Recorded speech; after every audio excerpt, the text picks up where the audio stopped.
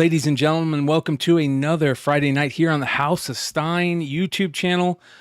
For the first time, ladies and gentlemen, we are now streaming live every Friday on Twitter as well. So everybody on Twitter, thank you for joining us for the first time here with the House of Stein. Formerly known as Twitter. Oh yeah, X, formerly known as Twitter. Yes, X, dog. Yeah, you're correct. X, bato. What's up, Elon? Yeah. So shout out Elon Musk, bato. Shout out to everybody over there. We appreciate them immensely for letting us stream live over there. That being said, we got a lot to talk about today, you guys. We've got some killer comics out there, and that we're going to talk about. And of course, we've also got our Woe/Blow books of the week. How you guys doing, ladies and gentlemen? I want to say thank you to everybody that sent out positive thoughts and prayers to the guy over there on the far end there. Richie, much love to you, brother. I hope you and your pops are doing better. And man, what a horrible thing to have to go through. And we love you, man. So shout out to also Ronnie down below, right in the chat, for all the thoughts and prayers sent out to him. So, all right, let's get into. Hey, hold on! Before we start, I want to give a huge shout out to Chris Mills.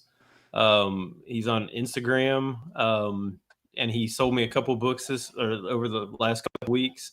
I got him right back here behind me, and gave me a great deal. So if you're, he's also getting married, so he's funding his marriage, which we all know is really tough to do. So if you go over to his Instagram page and buy something from him, that just goes straight to the love of his life. Oh, Don't do it, bro. Don't do it, Chris. So what's more expensive, a marriage or For the love of God, don't do it, Chris. or a house? Like, which one's more expensive? Are they one and the same? Which one is more expensive? Well, the one comes with little people too, and those are very expensive. So I would say they're more expensive than a house. yeah. I hear you, man. I'll be lucky to afford either one in a lifetime. Whew. Yeah. All right. So, ladies and gentlemen, we've got a packed house at the beginning of the show, 62 live watching. Make sure you guys hit that thumbs up. That's really what helps us for the beginning of these live shows. We're going to be on here for a good 2 hours easy, if not more.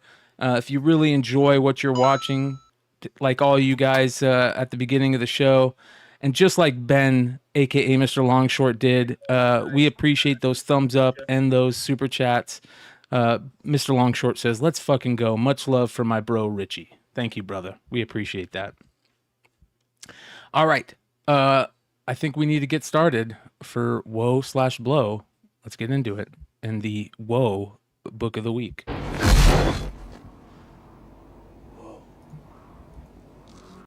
Whoa. Mail Magazine, is that what this is? From July of... No, All Man Magazine. Is this not it? Not me. No, not Mail Magazine. All Man Magazine. So this isn't it.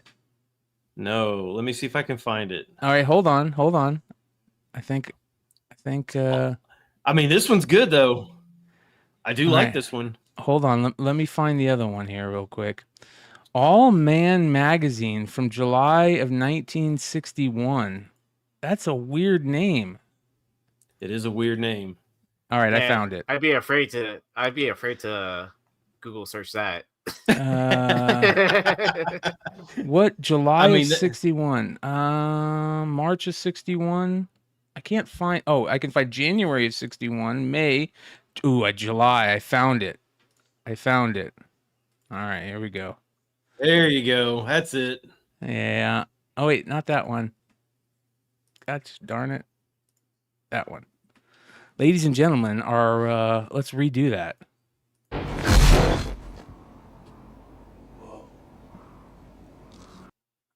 All Man Magazine from July of 61.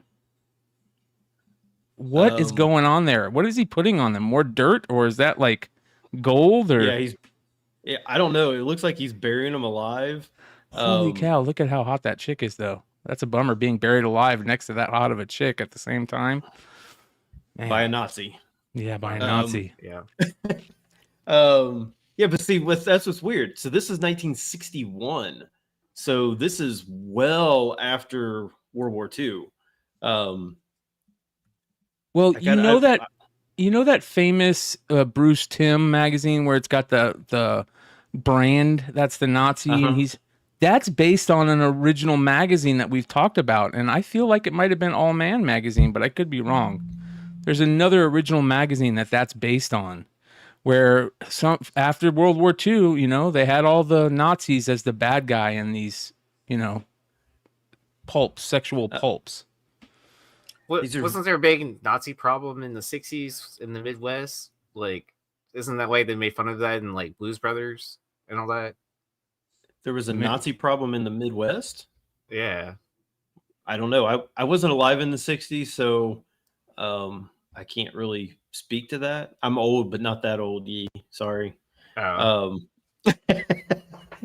I mean, like I thought it was like way after the war. Anyways, like I don't know. I could be wrong. Did you guys read all the stuff that's on the words on this? Like, the devil loves to torture, girls for sale. Like, it's so bizarre. The streets are paved with sex. I mean, so this is a magazine. So this was on like shelves. Like, was this on like newsstands? Dude, I think there's an All Man magazine. That's the first one. Let's take a look and see what volume 1 looks like, because I feel like volume 1 is I think volume 1 might have been the one with that nope, maybe not. Yeah, these are like crazy like sexual pulp magazines from back then, man. So, and look at all the Nazi stuff on this stuff. Yeah. Thanks, Joe. That is crazy stuff. Yeah. I'm just so confused. I don't know where were they selling these? See, look at that. Look at that one. He's got her Excuse foot. me, sir. I'll take that All Man magazine, not the Playboy, the one that says All Man. Well, that's probably All Man for a reason. You know, it wasn't for men of straight and narrow, we'll say. Look at that! Holy cow! Is that a hunchback? Yeah, this is just some crazy stuff. Look at that foot torture device. Foot fetish. That's a foot torture device? Well, I didn't even know there was such a thing as a foot torture it. device.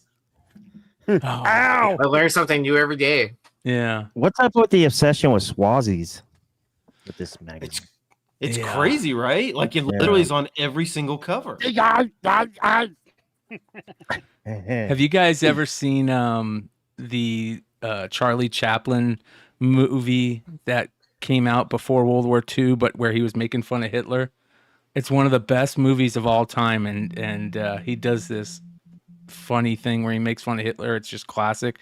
And every time I hear somebody like acting like they're speaking in that German Nazi voice, that's what I see is Charlie Chaplin. Anyways, continuing on to our blow book of the week.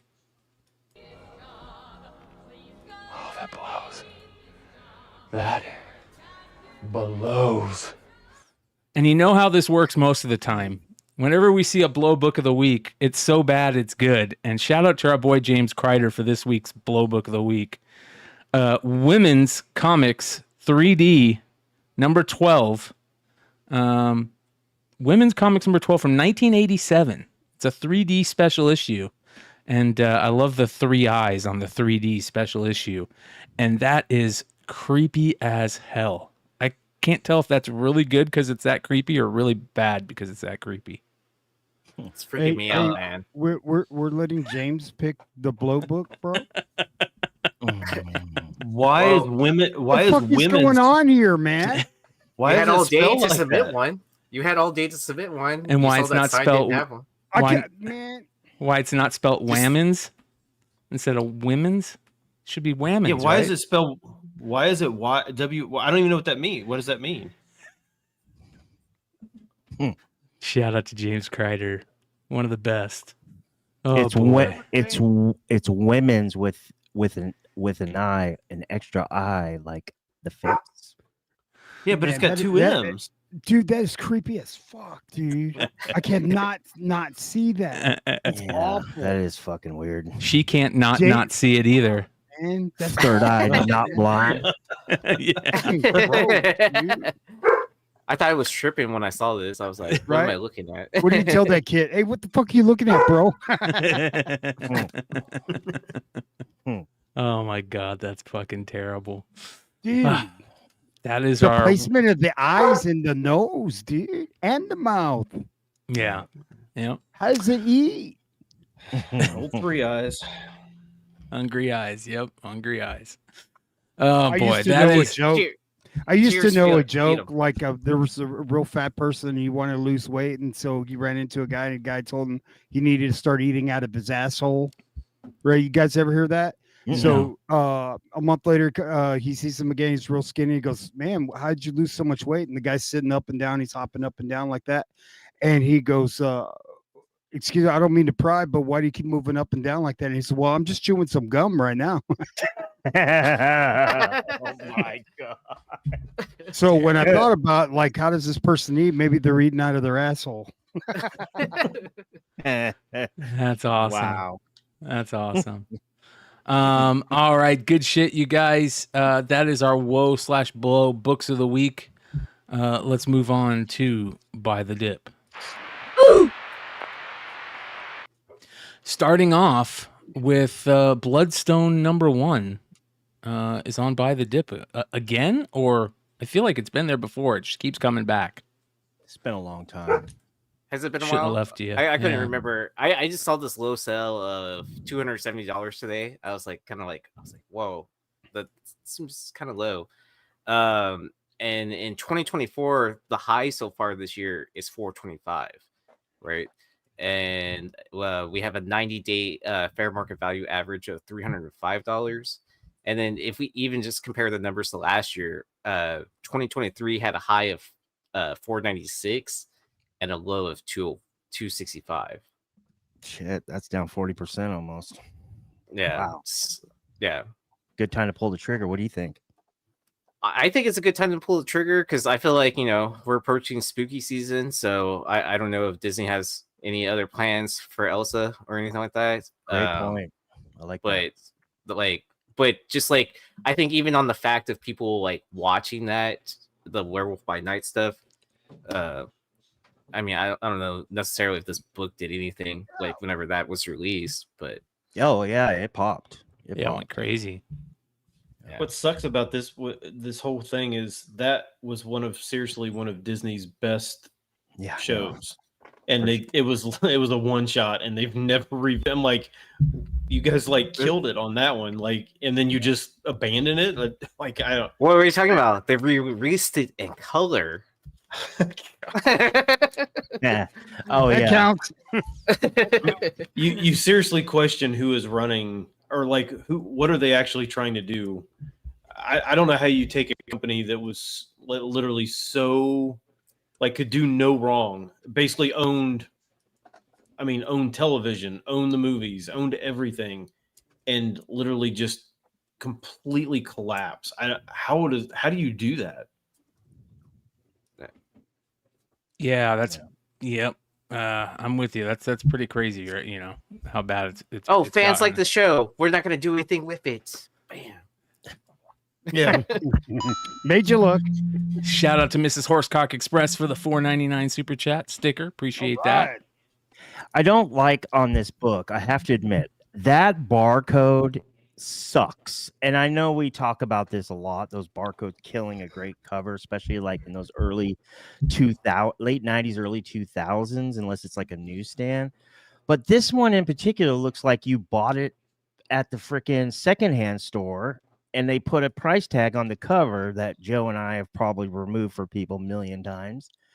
But it's actually a part of the print. My question is that this was a 2001 book, 2001. Was there a newsstand of this? I don't think so, but let me know.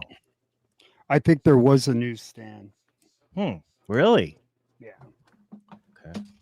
When do you think they're going to completely get rid of barcodes and just go to something a little less? I mean, there's no reason they couldn't do like even QR codes, or I mean, they could do anything that doesn't have to be a barcode.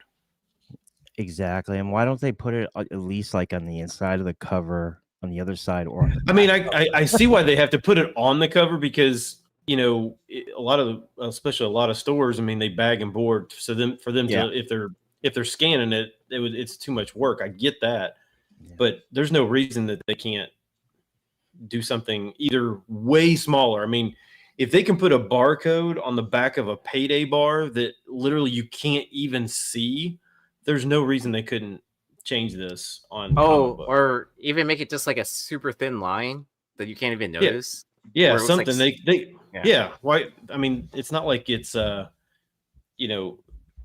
of the realm of possibility anymore. Or they put barcodes on Tic Tacs. I mean, that's about as small as you can get. Why can't they do that on a stinking comic cover? I don't understand. Then you'd have some store that would sit there and be like, I can't find the barcode. You don't know where to scan it now. Yeah, it does look like a weird sticker. Yeah. All right. Moving on to our next Buy the Dip book. Howard the Duck #1, the Ron Lim sketch variant. Yeah, I'm not here to open that can of worms of if this is a second print or if this is a qualifier book or anything like that. I'm just gonna go say it's the Ron Lim sketch version. But anyways, it had a recent sale of $71. This book has had a high of 125 in 2024. Currently has a 90-day fair market value or average of $105, and this book had an all-time high in 2020 for $340, and last year the high was 180. With the release of the newest version of Fortnite, like Gwenpool is a big part of that. So I feel like this could either gain a lot more fandom into this. So I mean, why would you not have, first appearance of Gwenpool in comics? Long short is he's like so happy about all of this. Yeah. Is it me or did I fall into a wormhole and end up in the Pro Spec 10, dude? I know, right? What's going on here, bro? It's only comics I know. Okay, leave me alone. No, I'm just joking. Yeah, I like this. No, but I mean, like, because we paid attention to really closely to all these books. So like when they dip down to a certain amount, like it's easy to spot like a mile away, right? Yeah, good point. Nice. This sketch is terrible. This sketch looks terrible though. But I like the color version. It has potential because I really like the color version as well. I think this is one that you could. You don't even have to have Ron Lim, write on it or sketch on it. You could have whoever has ever drawn Howard the Duck or Gwenpool that is still not messing up their contract. I mean, it has a lot of potential, especially if you're going to cons. I like it. Yeah. And Ron, AOA can attest. You know how I feel about the Ron Lim art. So good shit. Well, ladies and gentlemen, make sure you guys go check out Spec Media every Tuesday for more Buy the Dip type books, where they get a little bit deeper on some of the Buy the Dip books. It's a great show, and they give great information over there. Not just Buy the Dip stuff, but a lot of really good spec over there and all types of collectibles. So make sure you guys go check it out. Anything coming up specifically this next week? Yeah, we got a big show planned on Tuesday. We're gonna have our long form, so we'll have the 10 and 2, just like the Hot 10. And shout out to Ben Stein and Bryan McClay. But Yeah, we have a very special guest. Mickey Swagglehouse will be our co-host. We're gonna put him What? to the test and see him spread his beautiful comic book market knowledge to Spec Media's By the Dip show. Hopefully, Joe can make it too. So Damn right, There I'm you gonna go. make it. You started to invite other people. I better go ahead and go. Oh, we're gonna have to make a chat group just so we Yeah. can like so send Good links to shit. everyone. Good shit. yeah, he put out a video today that was. I mean, I like Mickey. I mean, I know him through Brian. I met him a few years ago.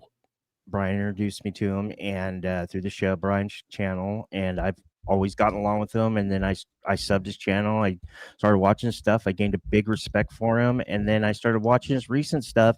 How he I wouldn't say like what I like to do, but I like to kind of sponge up other content creators when they look at different perspectives of the market, and he's been doing that. So I thought he'd be perfect by the dip. I asked him, and he obliged. So There That's we cool. go. excited. Yeah, Good Sweet. shit. Not bad. I haven't seen or talked to him since San Diego, and we saw him a bunch throughout the trip.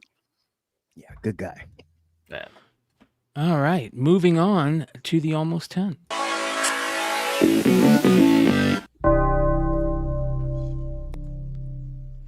Starting off with a killer Rick and Morty cover. Rick and Morty Youth in Rickvolt, issue number 1. This is a book that came out this last week, and this is the 1 in 10 variant. That's very Communist Party propaganda poster-ish.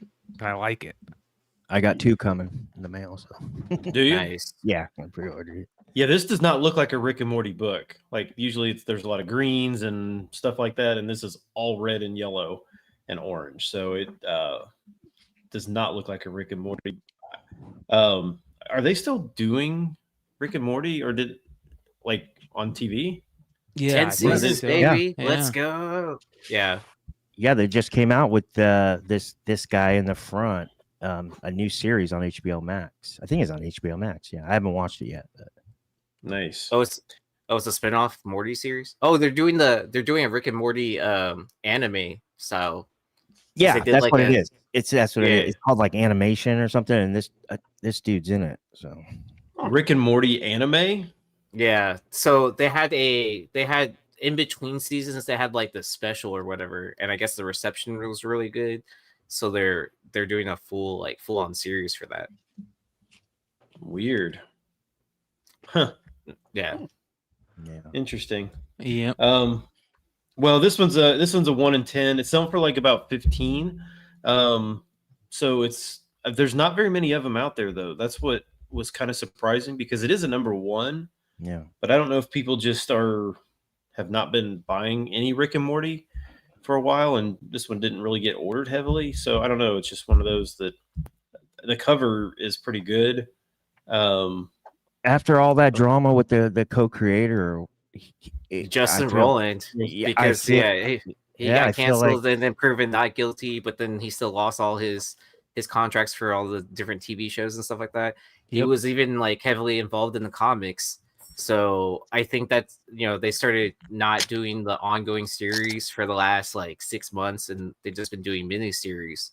Hmm. So I figured one of them would have to eventually pop, right? Just because they still have a cult fan base. I mean, I would still consider myself a fan of the show. Yeah, Rick So- and Morty is a tough spec because they come out 1 in 10s every time they have an issue now, rather than FOC unlock variants or reveals, and I feel like none of them pop. And it's tough. This one did. I saw the cover and I was like, oh man, I think this got a good chance. So not much, but it's cool. Yeah. Yeah. Good shit. All right, moving on. We've got Werewolf by Night, the Red Band, issue 1, Jeff DeCall, 1 in 50. Man, there has been some Jeff DeCall books that have come out, covers that have come out recently that are just fucking fire. This one's great. Did you guys see the Wonder Woman, all in Wonder Woman? Oh my God. He's been on another level as of late. Nuh-uh. Pull it up. You haven't seen it? Nah. I'll pull it up. Is it a mama? It is a mama. Really? As a matter of fact, I think our boy Longshort has. Well, so is this one, Joe. It's okay. It's okay. It's okay. There you go, Joe. Mama! Man, that's fucking. I love the skulls in the background. Oh yeah, Wow. nice. Right, the design styling he's doing with the crows, like, Bro, that looks expensive, man. yeah, Right? yeah, it's beautiful. I think DeCall's like become that type of guy that. What were those the name of those old '80s posters that you used to see all the time that were on the cover of Duran Duran? He reminds me like of a newer version of that Nagel or something like that. You know what I'm talking about? Yeah, every time I think of Jeff DeCall, I think of Depeche Mode. Yeah. This is reason, I don't know why. This is It's another funny you said one. that. Look at Yeah. that. He had a release this week with a AWA with Upshot. Yeah. It was cover A. It was a really good cover. Let's just do a slide of all DeCall covers and put on music for the masses and just let it play. I'm down. Nothing bro. beats that stuff. I'm You mean down. for Ben? I just opened it. Just kidding. For long shorts? So we're just gonna play nothing but DeCall covers all day. Trust me, every time I touch a DeCall book, I unbox one, I see one on the screen. The only thing I think about, besides the beauty of the cover and should I buy it, is Mr. Longshort. No, this one's selling for not too bad. $80 out the gate. This is a brand new book for this one. That's not bad for a 1 in 50.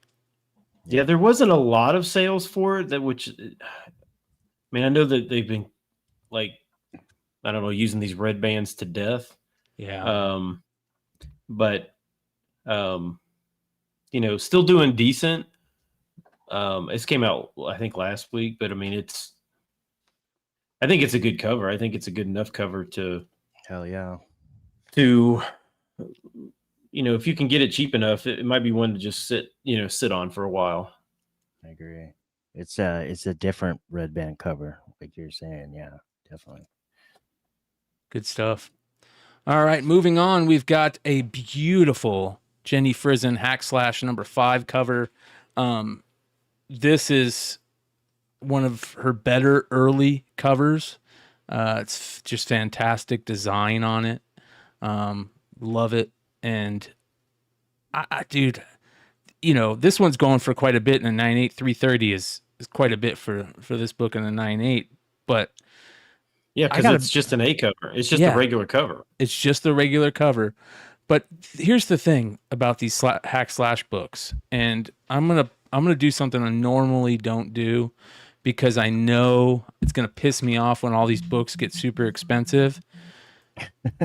But basically every hack slash book cover is a decent cover, especially on this main series. I mean, every fucking single one of them, man, are like worthy of being like, oh, I'd probably buy that, and if I saw it in a bin. I mean, just fantastic, dude. Yeah, some of them have a weird look to them, and I don't know, like some like look strange. I don't know why, but I don't know. I mean, if you're going to like look through back issue bins and you're not looking for hack slash books to try and find some of the ones, hard to identify them, huh? Yeah, then you're kind of missing out, but because there are some I love this one, especially some of the variants are really good. Some of them are this the one. B covers are great. Almost all the variants are great. There's a Casagrande cover that is fantastic on this one too, but I mean, they're just amazing. Shout out to Tim Seeley. I like just the Frison beautiful. best. Yeah, the Frison's that number good. 15, that number 15 B cover is really creepy. Just wait. I love this one right here. That one's good. I like that 18. That's like the Scooby-Doo homage. I really love this one right here. The Elena Casagrande one. Check this out. Hold on. Let me do this. Go back. Look at this. Yeah. That's hardcore, dude. Yeah, because she's cutting up rather than Yes. Oh, the oh Hollywood man. way. Hardcore. You're saying she's going down the highway instead of across the street? Yep. Basically, she's doing it the right way to get Look rid at of this yourself. one for issue number 23. Shout out to Cover Price, of course, the amazing Cover Price. Look at that. Wicked. Absolutely wicked. So, again, all these hack slash covers. Edward Scissorhands' sister, bro. Right? Just amazing stuff. So, that being said, if you're not looking for hack slash in back issue bins, you need to start. Just start. They're hard to find, but yeah, it's very, very tough to pass up any hack slash books. And this one for $3.30 for a 9/8 is not too bad. I love the Phantomaw character too. So, such a cool character. Has that almost Dia de los Muertos feel to it. All right. Hey, that was pretty good, Brian. Right? You like that? Los Muertos. Moving on to Hey, Brian, your blue eyes are turning brown, is it? Blood in, blood out, baby. Hey, DeVoe said you can sort the whole series by price to see the most valuable. You can. They're pretty amazing, and you can you can put in the variants now. That's awesome too. So, shout out to our boys over at Cover Price. They're the best. Next, we have Batman #1, the Capullo Snyder, and a book that is the forgotten issue, forgotten no more. The Newsstand is the one that everybody forgot about, and it is just killing it right now. $465 raw on a secondary sale. Yeah, that's insane. Especially when there's not now the first 20 issues of this, probably 25 issues, was probably one of the best Batman stories, like in modern times. But this #1 didn't really, other than it just being the #1, it really didn't have. I mean, it didn't have anything new, no new characters, nothing like that. But it did. People just love this Capullo cover. Yeah. It is, yeah. Is this first Court of Owls? No, no. There was no Court of Owls didn't show up until like 4 or 6. Yeah. Mentioned in 2 or something like that, right? Yeah, there was like the little token or something was shown in 2, but it wasn't. I mean, it was just or something like that. But or maybe it was in 1. It may have been in 1, like where it was like a bookmark or something like that, but it wasn't the appearance. But you know, I agree. The Capullo covers on these were just so good. I was not around. I was completely out of comics when the New 52 started. But when I got back in, it was probably on issue like maybe 12, maybe 13, something like that. And that's when I started trying to go back and try and get all the digital copy variants of this. But I basically kind of went backwards. But I don't even think I realized back then that there was a newsstand. And you have to be careful, right? Because there's that Walmart one that's not the actual newsstand or something like that, right? It was slightly different than this. Really? I didn't know. Oh, where it has like a different UPC code or something like that? There's something different, and I can't remember. Yeah, the one. Yeah, I remember that. The one that first started showing up in the Walmart packs. Yeah, it's something different. I can't. Maybe it doesn't even have a barcode or something like that. I can't remember, but there was something different about the Walmart version of this. It was sideways. It's sideways rather than. Is that what it is? Yeah. Okay. Yep. Oh, so one thing I do remember about this book is when it first showed up on like either the Almost 10 or maybe even the Hot 10. I can't remember the last time this was on. But anyways, I just remember a lot of people saying in like different forum groups like, "Oh, it's more common than you think," like blah blah blah. I mean, if it was that common, like, wouldn't more copies have shown up to market by this point in time? Like, because I'm guessing it was on the list like what 6 months ago or something like that. Yeah, I mean, yeah, with that 9/8 sale or whatever it was. Yeah, I mean, like raws of these still. I mean, they were selling for like 2 something, but this one sold for like double what raws were normally selling for. Interesting. But yeah, Not bad. All right, moving on. Next, we've got 3 amazing books, and we're going to tell you about 5 total. This is Naughty and Nice, The Good Girl Art of Bruce Timm, and these are the teasers. They did 3 of these, 2 for 2012, 1 for 2011. Damn. And they are fantastic. We've talked about them before on House of Stein, and it's nice to see them all at once. And they're selling again on the secondary market. Yeah. yeah, Swing. Yeah. Whoa, yeah. I mean, basically, these are now like really now. So they are numbered, I think, out of 1,000. And I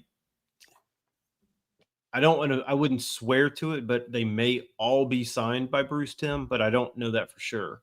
But you can see that they were $15 like when to buy them.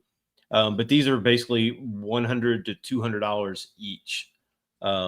The one is, and I think it may be the red-headed one is not as expensive. It's the newer version. Maybe from like, I don't know which one. I can't remember exactly, but That redhead looks expensive. Yeah, the 2013 one is the newest one.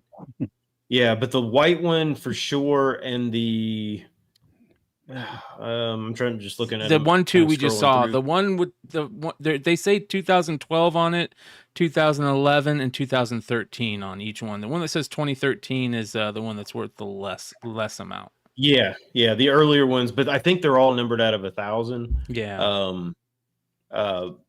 Like I said, don't quote me on it, but I think either most of them or all of them are signed. But they're very, very expensive. I would think that Bruce Timm stuff in general is, especially the harder to find stuff, is getting, even sketchbooks is getting very expensive. He has his own. I think the nostalgia in all of us, just with going back to the Batman stuff, I don't know, I think we just flocked back to Bruce Timm, that look for some reason. So. Yeah. Well, did you know about these? There's also these. There's these hardcovers. Naughty and Nice, The Girl Art of Bruce Timm. This is the paperback. You can get this right now at flexpublications.com. It's $40. They've got them in stock, and you also get these badass prints with it. You get these 2 8.5 by 11 mini prints, and they're really good. They look beautiful. Oh yeah, I like that one on the right. I wish that was a cover on something. I know that could be a Mystique cover. Yeah, that would be. Isn't cool. that the girl from? It also could be the girl from. What's her name? Lola, or not Lola? Run Lola Lund, but from the checkpoint or whatever, the something card, whatever that Bruce Willis movie is. Cannabis. I apologize. Lilu. There we go. Lilu. Oh, nice. Doesn't it kind of look like her? Yeah. So there's that.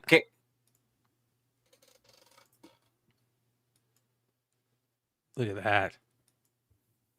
And then there's this. Naughty and Nice, The Good Girl Art of Bruce Timm, signed and numbered hardcover edition, artist proof. $1,500. There's only one left, so if you want it, you got to go get it. It was originally $100. Oh wow, that's crazy, right? So there you go. 1,000 copy run on these too. But this is the artist proof, so that's why it's selling for so much. So Brian, you know how a lot of times I end up showing books on on here that you're like, I wish you wouldn't have shown that because I've been looking for that or something like that, and then now everybody knows about it or whatever. That website that you actually just had up, that Stuart Ing Books, that is a website that I have gone onto many times, and I don't think necessarily many people know about it, but it is, if you are looking for like sketchbook type things, there are a ton of sketchbooks on that Stuart Ing book. So if you like those, that is a great place. That is a great website to go to find what you want. How about I this mean, one? like a ton of sketchbooks. Art Adams, a ton of them. I mean, look at all these. Yeah. Congratulations, everybody. You just got cornbread like no other. Like you get every day that you watch the House of Stein. You should have sent that to us first. Oh, no. So I have a question. Why does it say sis in the corner?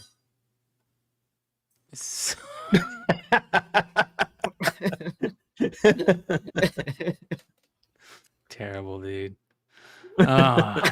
Did I just ruin it for everyone? Yeah. Moving on. Next. This is amazing. Chuckle Comics by Chuck E. Cheese. This is Chuckle Comics #1, a new Chuck E. Cheese collectible from Showbiz Pizza Time Publishing in 1996. Stein, you continue to amaze me, my friend. Man, I want this thing. I never knew that there was a Chuck E. Cheese / Showbiz Pizza comic book. Had no idea. But I want this so bad now that I'm like, but I only want to find it in person. But I have no idea where you would find this. I don't know how this was distributed. If anybody knows how this was actually distributed, I would love to know, because it would probably make it a little easier to find if you knew how it was distributed. Did you guys have, like in your areas, did you have just Chuck E. Cheese, or did they start as Showbiz Pizza? We had Chuck E. Cheese and just Chuck E. Cheese, and then we had a place called Pistol Pete's too, and they were different animatronics. Yeah, so we had Chuck E. Cheese, and then we had Mr. Gaddy's. Okay, so here in Ohio, we had Showbiz Pizza, and then Chuck E. Cheese bought out Showbiz Pizza. So when I was a kid, it was Showbiz Pizza. And I was really mad at Chuck E. Cheese when they bought out Showbiz. But this is really interesting that this was published by Showbiz Pizza, but it was Chuck E. Cheese was the titles. Yeah, very strange. You can go read this, by the way, if anybody wants to go read it.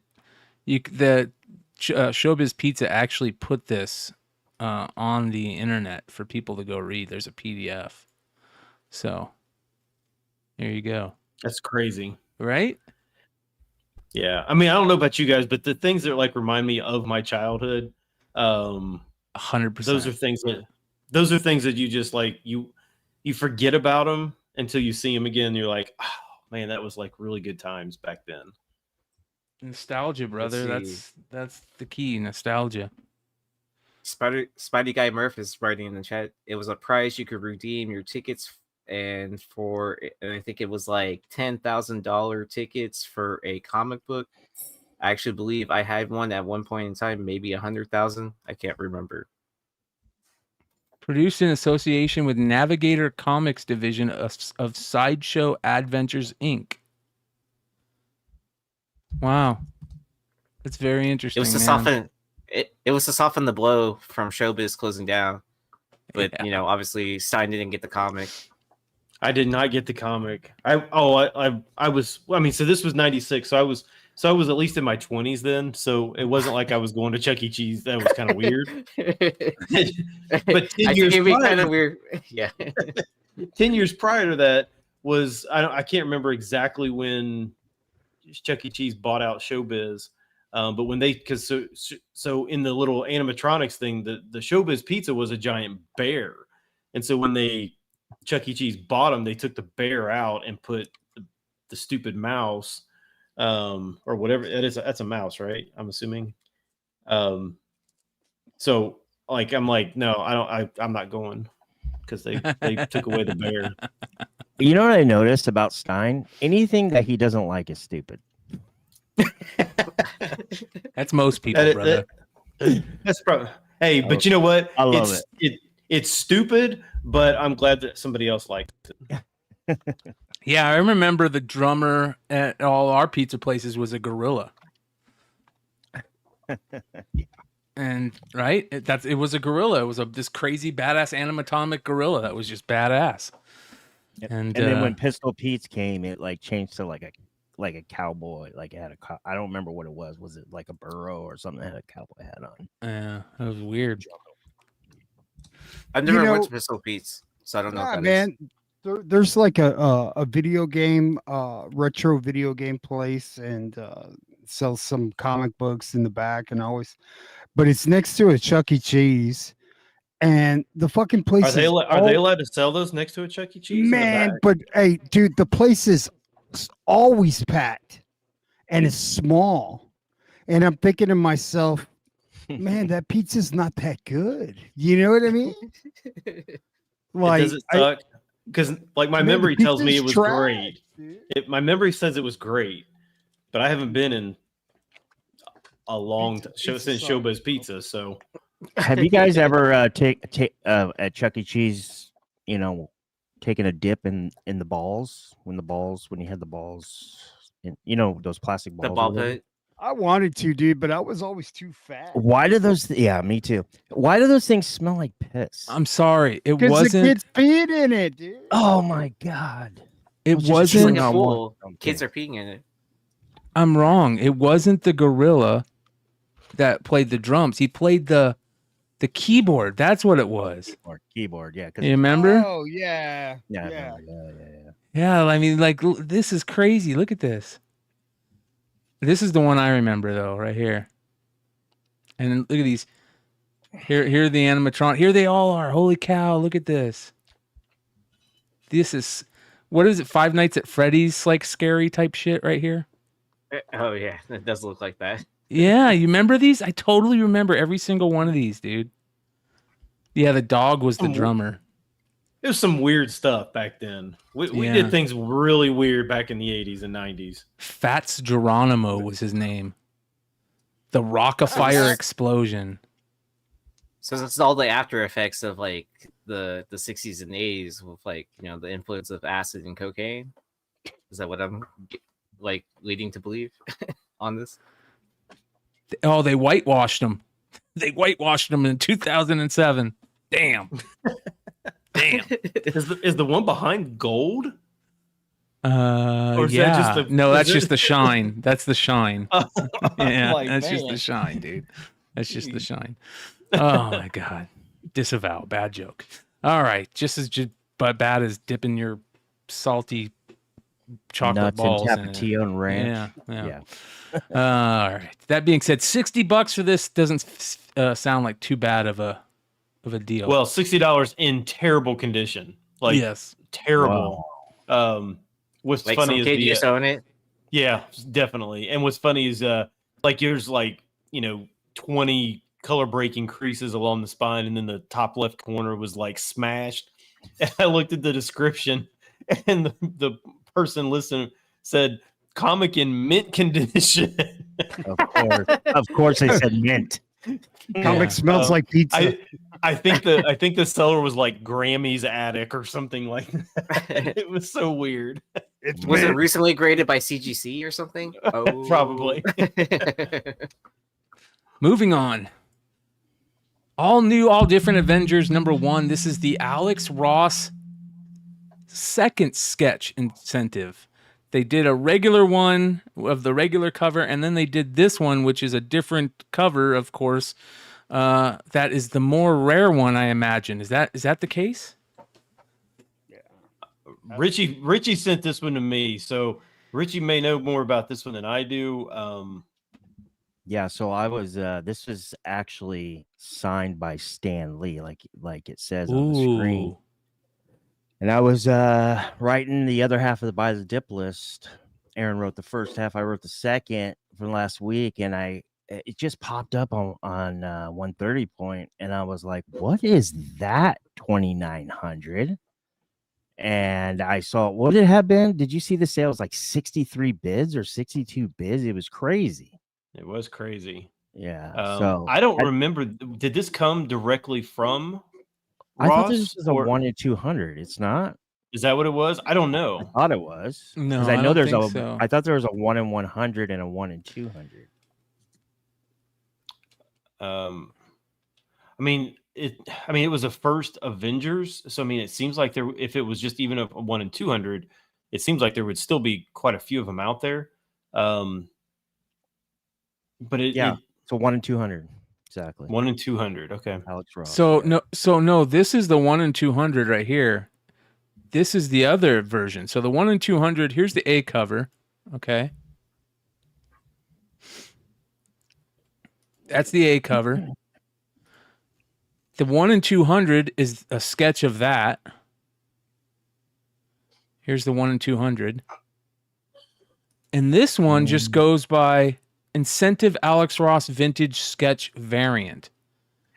So he did a vintage sketch color variant. He did a vintage color variant for this right here. This is called the Incentive Alex Ross Vintage Color Variant. And then he did an incentive for that too. All new, all different Avengers Vintage Incentive Alex Ross Vintage Sketch Variant. So I don't know how many of them there were made or what they were, but it doesn't. It's really weird. A lot of people might just slip on or just walk right past this. But you know who I bet has a bunch of these in his warehouse? Drew at Wanted Comics. You fucking got it. He's a master at finding these type of books. I wonder why. Go ahead, Yee. I was guessing Alex Ross because I'm looking at his website. You can buy it on his website right now. My comic shop says it's a 1 in 150. Okay. Why do you think so? Like on that other one with Kamala on it, the sketch goes all the way through the top, but on this one they like chopped it off and put the barcode at the top next to the name, even though the color version Loki goes all the way to the top of the book. Yeah, that's a great question. That's very strange. It looks really odd with that barcode right next to it. Just looks real strange. Yeah. I don't know why this. Yeah, whoever designed the cover didn't know how to use Photoshop, right? I guess. I mean, Stanley signatures are not cheap, but they're not $2,900 expensive. So I don't know why this one sold for so much. Yeah, with so many bits. It's not like it was like a bin or BO and we could question it. Well, signed by Stan Lee. It's a cool book to get signed by Stan Lee. Yeah, just to let you guys know, if you do like these Alex Ross, if you like Alex Ross and you do like these sketches, Immortal Hulk has a bunch of second prints of the exact same cover A that Alex Ross did of this same design, and they're all like dollar books. Really cool. There you go. I think people don't like Alex Ross sketches as much, and I'll say it. Alex Ross's sketches aren't as good as McFarlane or Jim Lee or Silvestri sketches, because Alex Ross isn't putting all his effort into a pencil sketch. He's putting all his effort into a painting, you know? Well, I like them. I think they're really good. They're good. I just don't think they look as good as, like, say, like a Stephen Platt pencil sketch or a Jim Lee pencil sketch. You know what I mean? Because he's not putting all his effort into shading and stuff that they might, because he knows he's just going to paint right over it. So well, he doesn't do the color, right? He doesn't do color. Oh yeah, he's painting it. Yeah, it's paint. It's colored by him and everything. Alex Ross is he's painting the color. You know, it's not like he's painting in black and white. Which is weird because I think Jim Lee stuff actually looks better as pencils than a lot of times than it does colored. Me too, 100%. Yeah. So that's why I think that Jim Lee is like up there as the best pencil sketch, you know, guy, and Ross is more of he's a painter. So anyways, moving on. Next we have Alfredo #1. This is a killer book. You guys know I love those like cool music books.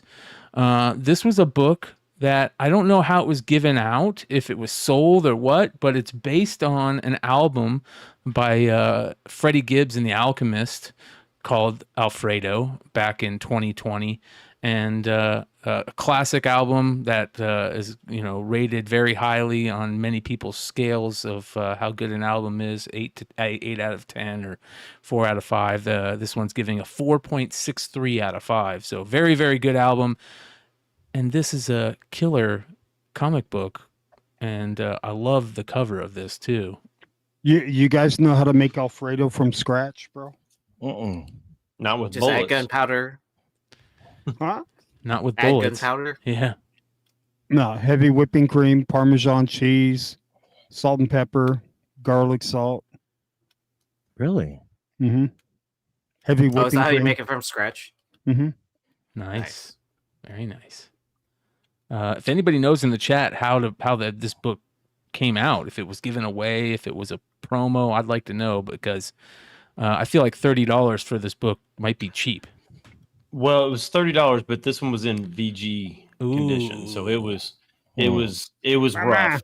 And also I don't know I'm not gonna verify this. I didn't verify this, but the listing mentioned that this is Mike Mayhew art. I don't know if it's inside. Shut up, for real? Yeah, and I think it might be Del Mundo as well. So No way. Yeah, so Yeah, I mean, Mike you can Del double check Mundo. on that. Mike Del Mundo is the artist that I'm getting from Key Collector. Wow. But I don't know if it's the cover that's Mayhew. I didn't see a signature on it like you would know, but I could be wrong. But like I said, it did. The listing said Mayhew. So I don't know how they got such big artists to do this, but a bowl of Alfredo. yeah, that's crazy, right? Yeah, super cool. I love stuff like this. I Great wonder if they collecting draw niche. food better if they're hungry. You know? I would think it'd Right? be really We need hard you to draw a food, bowl right? of Alfredo and you can't eat for 24 hours. Okay, go. There we go. Does it taste better when you scoop a gun into your mouth with it? I'm not going to try. That being said, next we have a beautiful sketch cover, Witchblade number 170, the Mark Silvestri 1-in-5 sketch cover. Have you guys seen this? Yeah. Did you guys hear about the new Witchblade variant that's coming out soon? Did you guys hear about that? Is Sylvester doing it? It says here, holy top cow, we are extremely excited to announce this incentive homage variant with art by Mark Silvestri that pays homage to the timeless and iconic Uncanny X-Men 251 cover. Issue 3 by Evil Marguerite and Pepper Rain will be in stores 9/18/24, and it will have a Witchblade homage cover, but he's already done it. He did it for Witchblade number 170. So you know what I say? Go buy the 170 regular issue, which is that, and go find the 1-in-5, which is very tough to find, and you get the sketch cover of that, which is even better. Don't let them keep reprinting these books. Unless they're changing it, don't buy it. That's my opinion on that. I agree. All right? I mean, that's the same type of shit they did to John Tyler Christopher with that Wolverine negative space variant. Almost did to him until JTC said, put a damn trade dress on that thing. This right here looks almost exactly like the original they did in 170, except for this little box right here that has Silvestri's cover for number 1 on it. It just, I don't know, man. Is there any difference at all? No. It's scooched over to the right a little bit. That's Yeah. the only difference. Yep. Let me bring it up. I mean, the birds are even in the same spot. Yeah. It's probably the same drawing and just cropped in a different way. So here's the original 170. Okay. and here is Silvestri's. So let's do this. And then let's do. Ooh, this. it's white smoke instead of purple smoke. There you go.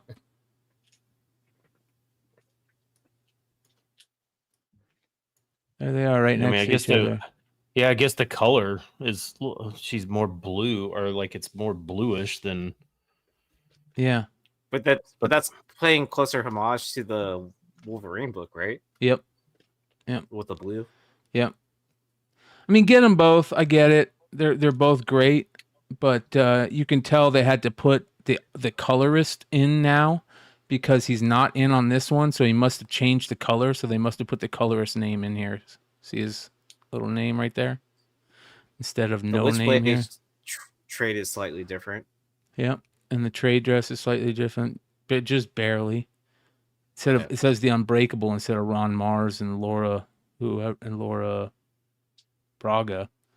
But still, again, this is the whole thing where I don't know. Buy them both. Buy them both. I'll say that. Why not? Buy them both. I love Mark Silvestri. I'm a fan of Witchblade too. So, but I just don't want to continue to see publishers reprint iconic covers as some type of cash grab, because it feels like just like a cash grab. It doesn't feel like you're giving us nostalgia, by releasing it again. It feels like a cash grab. Just go buy the original. Make the original is collectible in that way. But that being said, here you guys go. Go get the sketch 1 in 5. It's a 1 in 5 ratio. They're about $99 to $125, and they're just as good in my opinion. So that being said, like why doesn't Silvestri take it and level it up? And then sell it like a new version of this instead of having somebody else do it. You know what I mean? Yeah, totally, dude. Totally. I mean, see, I would buy that, his what is it, 20 years later, how, let's see how much Silvestri has developed. You know what I mean? So, yeah, change it up somehow. But then people would complain that he's copying J. Scott Campbell. Why? I think, because he's revamping all his old covers too. That's true. Anyways. I mean, but it's a thing. I like to see the evolution of an artist and see, like, this is the way they used to draw and look how much better they've gotten. Some have gotten worse. You know what I mean? Like, you look at Stephen Platt's shit and you look at Frank Miller's shit and JR, man, I don't know what the hell happened to him. Yeah. But I mean, but some have just gradually gotten better. Yeah. So yeah. Look at what Lobos is doing lately.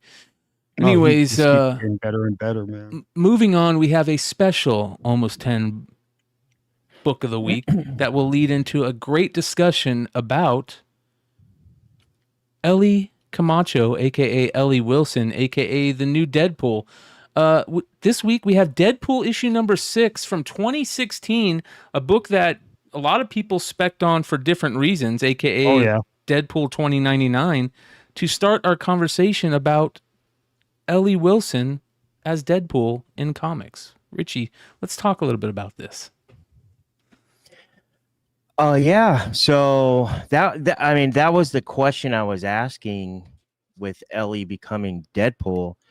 Once she gets the moniker, I don't know. Purists will say officially, she's got to be titled and all that stuff, but whatever you want to call it, as soon as she gets the Deadpool suit in real time in the 616, what are we calling that? Are we calling that first Ellie Deadpool in the 616? Are we calling that a reintroduction of Ellie Camacho as Deadpool? I mean, what are we calling that? Because in Ellie this Dela book, Cruz. Ellie Dela Cruz steals the suit like Ellie. No, never mind. But anyways, yeah. So this is your first appearance of Deadpool 2099, which is Warda Wilson. That is the other daughter of Wade Wilson. And the second character is Eleanor, aka Ellie Camacho, as a Deadpool with her own design. Actually, it's not her own design. Actually, she took it from the Zenpool design from the series before, when Deadpool had the Zenpool design, and Zenpool actually showed up in the Deadpool 3 movie. But long story short, so you go into this, and she takes the moniker, she goes in, and she goes after Warda Wilson, because Warda Wilson is trying to kill her father, Wade Wilson. Remember, this is in the future. Okay, so you have Deadpool 2099, Warda Wilson, and then in that same reality, you have Ellie Camacho as Deadpool in the Zenpool design. Now you go into 2019 in the Deadpool run, the last issue, issue 15. And right here, there you go. There you go. And if you want to go ahead and move forward, she's actually in this book, but during this situation, during the dialogue, Deadpool's being threatened by Mephisto, and Mephisto's henchman, which is Weasel, is showing Wade a glimpse into the future of 2099 of Deadpool 2099, Warda Wilson, his daughter, and Ellie there as well. So I come up with this. This is what this is. When she becomes Deadpool in the 616, I think the correct terminology would be your first appearance of Ellie Camacho as Deadpool in chronological, because it is actually from the past, this right here, and this is the future. Unfortunately, we go by historic first appearances from a key issue comic, or I guess you can say a investment point of view. And this would be the first time she becomes Deadpool. Here, she's not using the moniker as Deadpool, but she's actually starting the Zenpool design right here. And then what we're going to find out in Deadpool 6 is a continuation of the recent Deadpool 5. That's actually her first cameo. I guess everybody's calling it a cameo because it's like a Deadpool. Incredible Hulk 180, 181 situation. A lot of people don't know that this is like a $5-10 book, but that's Ellie Camacho right there. That's her first appearance. Yep. This is 11, 12 issues before Deadpool 31 that is going, bonkers or whatever. It's probably cooled off by now. But case in point is that once it actually happens, shout out to Left. We had a really good conversation, really nice, healthy debate about this, and then we come up with he came up with a Left, aka Left Arrows, he come up with a good point, kind of like so I used the metaphor or analogy, whatever you want to call it, of Ultimate Fallout 4 versus the Ultimate Comics all new Spider-Man. When Ultimate Fallout 4, Miles is first appearance, but he's wearing a Halloween costume. And then in his solo series with Ultimate Comics, he becomes the all-new Spider-Man because Nick Fury gives him the suit, Earth 1610, and then Genki at the end says, hey, that means you're the new Spider-Man. So Left Arrows was saying, hey, this is, probably in 6 or 7 when somebody actually says, hey, you're Deadpool. So that would be either A, your first appearance of Ellie Camacho as Deadpool in the 616, or your first chronological appearance of El Camacho as Deadpool. Case in point, bottom line, it's a messy situation. Yeah. Okay. So, and it's all over the place, but she has been Deadpool in multiple issues and on covers, which Brian is showing here. Thank you, Brian. Yep. And I just wanted to put it on the forefront. I'm glad that Left Arrows caught this coming, FOC, because we get to talk about this, and this sounds like a pretty exciting character. Yeah, I think it's very interesting. Woo. So there you go. Deadpool 6, second print. What's up? Yeah, very interesting. So there you go. I think it's going to be. It's all in the hands of Ziegler now, right? So let's hope that he actually writes something worth a shit. And if he does, I'll be stoked. Show that photo I sent you. What photo? Oh, yeah. Everybody knows who Ziegler is. That's for sure. Moving on to the list, ladies and gentlemen. Let's get into it.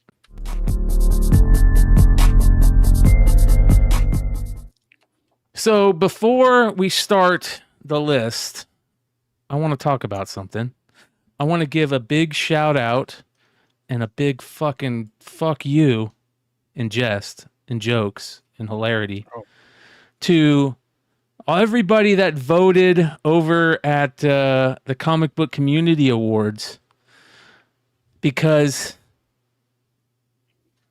they left out Beyond Wednesdays. So fuck all of them. But What? that being said, check this out. Yes.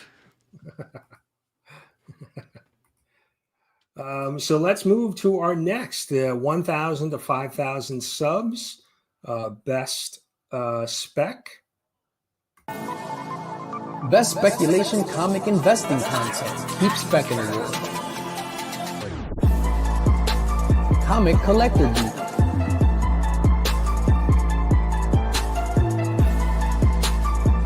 Comic games.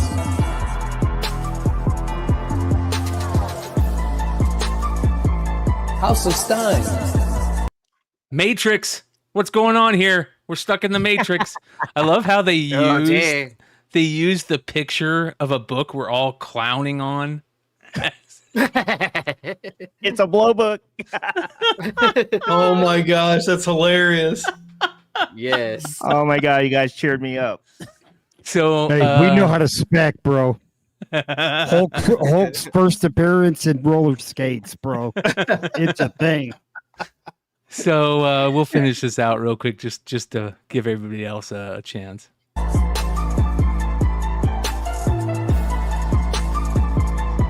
YeeZeeverse NYC.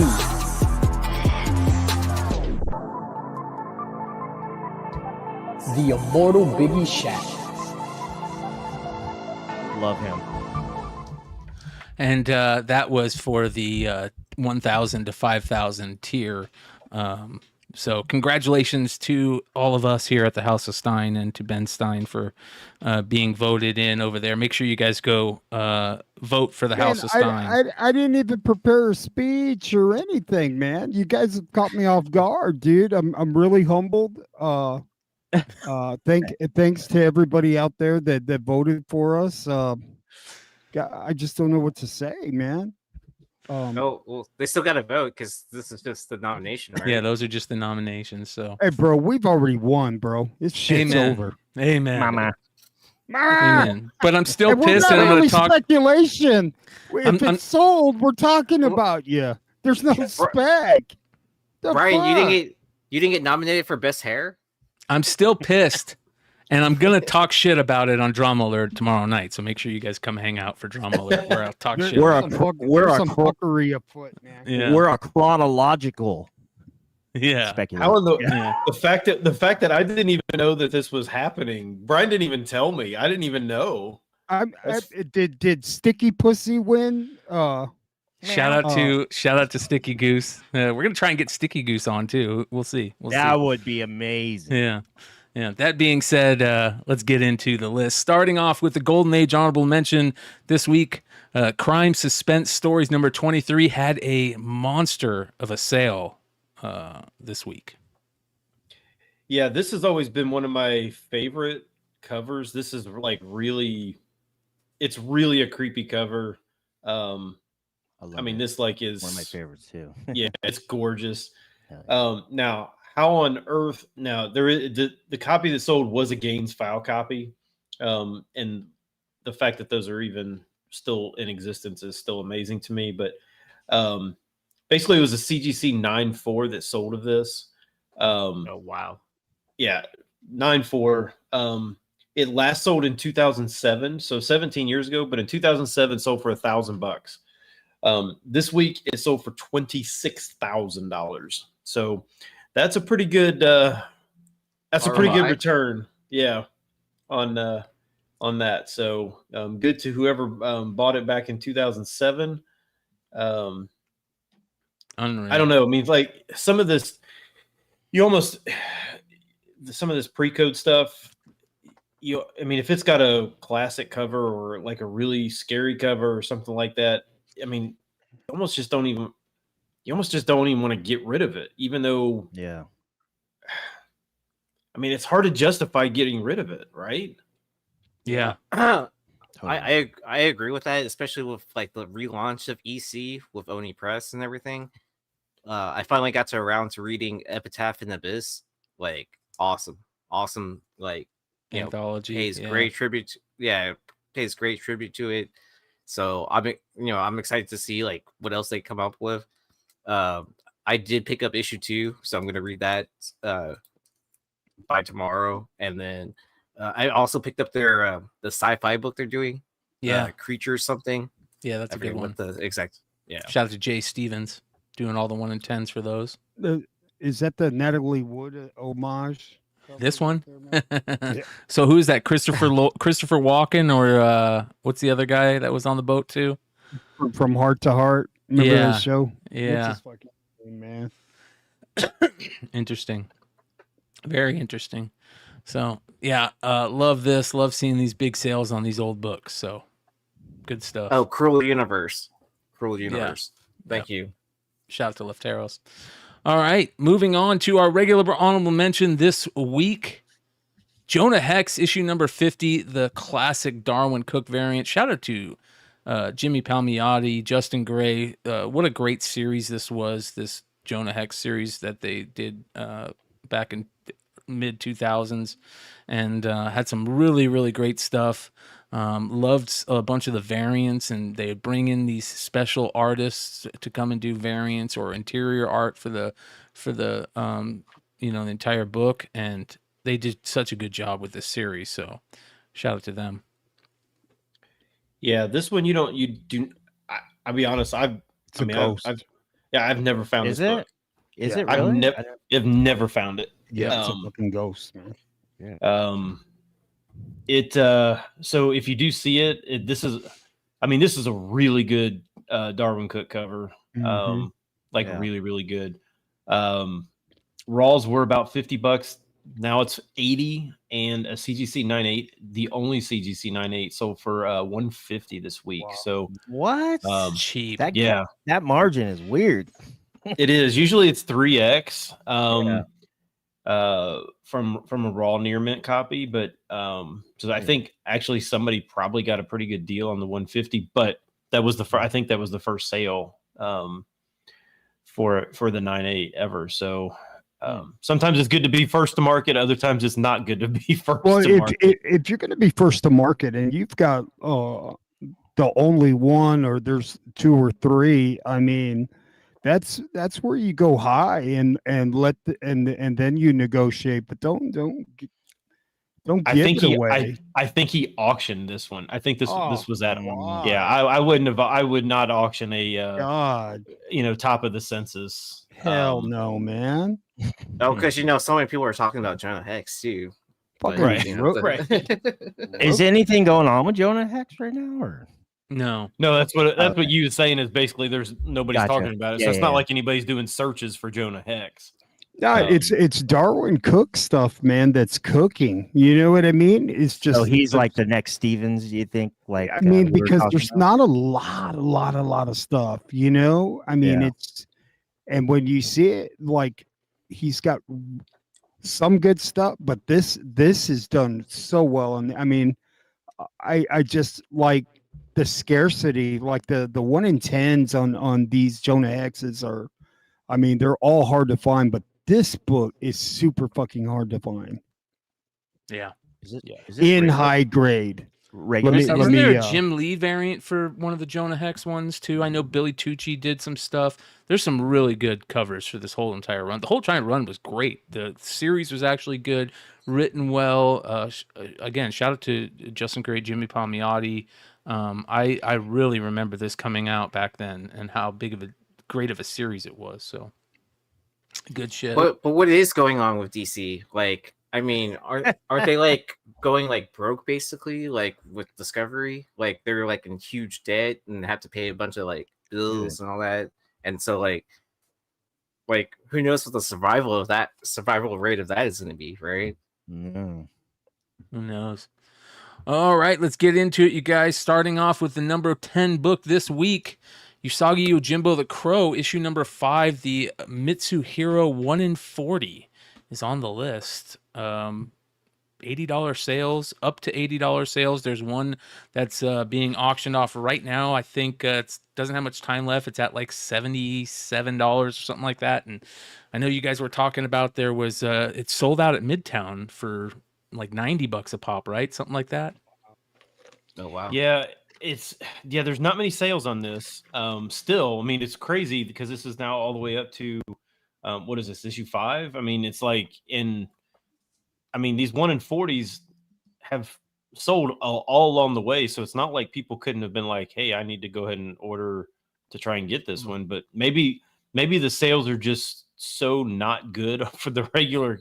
They're like, it's still not worth, even if I know I can get, $80 to $100 out of this, it's still not worth ordering 40 copies because I have to still pay for those 40 copies, and I still am not going to basically make any money.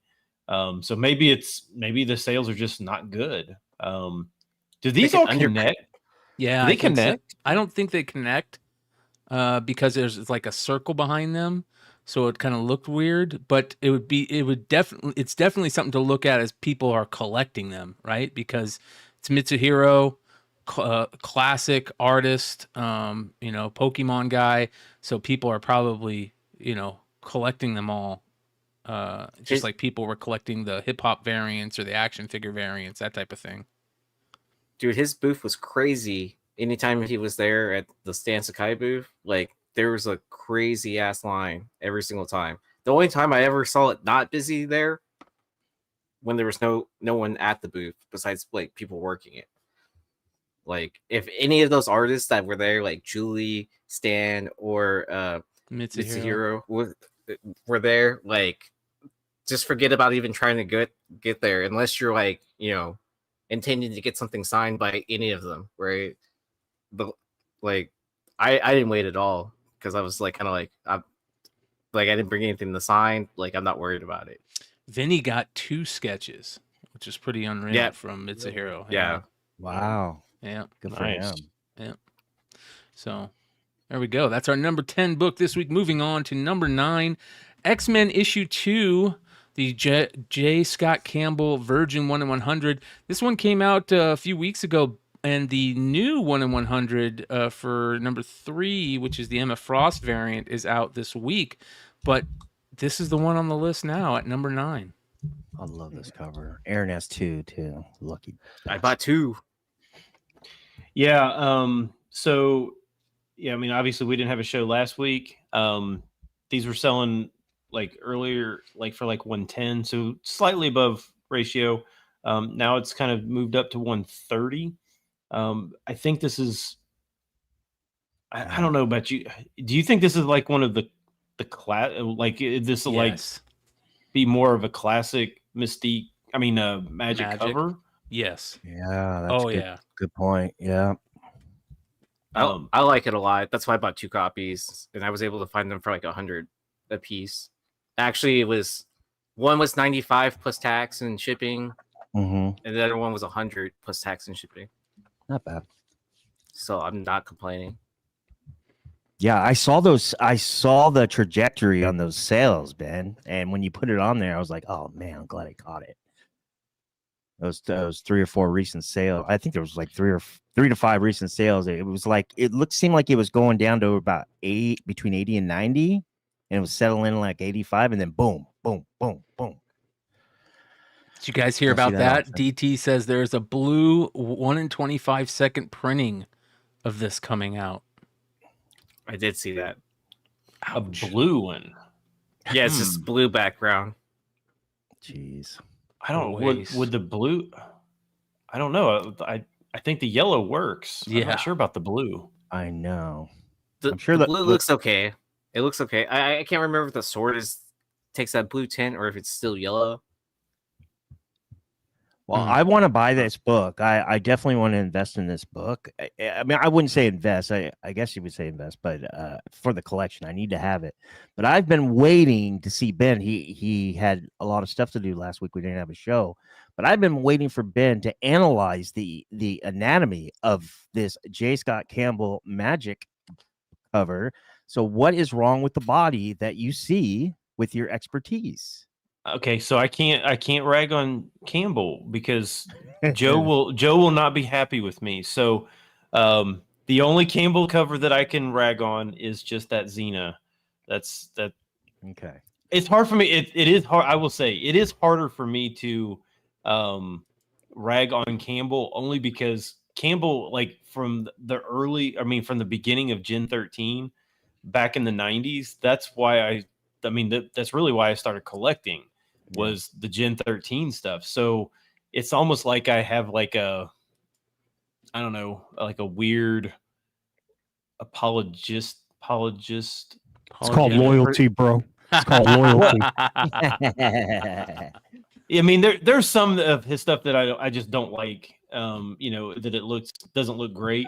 And it may be it just may be the angle that's making that one look slightly different for you, Richie. I don't know. Yeah. I didn't really break it down too much. Actually, because I was gone, I didn't even look at it, literally anything last week at all. So I didn't even know that this book even really existed until today. So I didn't really look at it too hard. Yeah. Beautiful. I shout out to the chat. Great. We have the best freaking best people that come to this show. But I mean, honestly, these cash grabs are starting to drive me nuts. There's an open to order cover of this. It's basically the same cover, but it has trade. And now I'm sure the blue's going to look beautiful. I don't know if it'll work like the yellow, but I'm sure it'll be like a different point of view. But I mean, that's just another cash grab. Well, Campbell is the cash grab king. If you guys don't know about that, and the reason that I say that is because I'm fucking pissed at Campbell. Why? You mean the books that we couldn't get at SCCC, you can now buy on his website for like 3 times the price. Bing, bing, bing, bing, bing, bing. Look at this. Look at this. This is unbelievable. This is what they're selling for on eBay, and you can go buy them for a shit ton on his site. So, like, why even sell at San Diego, asshole? Why even do that? Don't even say that they're available if you're going to put them on your list, put them on your webpage a month after San Diego for 4 times the price. Like, that's pretty messed up, in my opinion. Or just do like every other retailer. Release it online and let people pick it up at the con. And then sell the remainder off the website. Yeah, whatever you got to do. This looks like the ultimate cash grab. Like, you know what? Part of me thinks that on Thursday he was probably like, dude, these are selling for ridiculous amounts. Just pull them all back and let's put them on our webpage in 2 weeks. We'll get double the price for them. Yeah, to play devil's advocate though, these guys don't get paid like pro sport players or crazy A-list actors. So I mean, J. Scott Campbell gets paid. J. Scott Campbell gets paid. What if he was tired, bro? And he said, you know what? I don't want to sign for these pussies, dude. They're already pre-signed. What are you talking about? They're pre-signed? It's not like yeah, it's not like he was sitting there signing the books for you. Like you had the choice of buying it unsigned or signed. They're pre-signed. Like, whatever they allocate. Yeah, whatever they Let allocate. me tell you, that day to them, Jay, I'm in full support of whatever he needed to do. He probably had the shits. And they said they pulled him back and he was up in the hotel taking a dump. You know what I mean? Like, I saw him things happen. Life happens, bro. I saw him sitting at the booth the entire time. Hey, dude, let me tell you, he's practically a saint, bro. Okay? So he can do no wrong. He could do no wrong. This is somebody else's call. And I guarantee if we asked J. Scott Campbell, it was somebody else's fault. And that's what I'm sticking to, man. It's good artist. Yeah, I mean, I get that if you spend 6 figures at the, to set up your booth and stuff like that, I guess. Hell, dude, I should have bought that damn Spider-Gwen banner, dude. I am like going to so forever. That's going to haunt me, dude. Joe, have you ever met him? No. Not in person. Curious.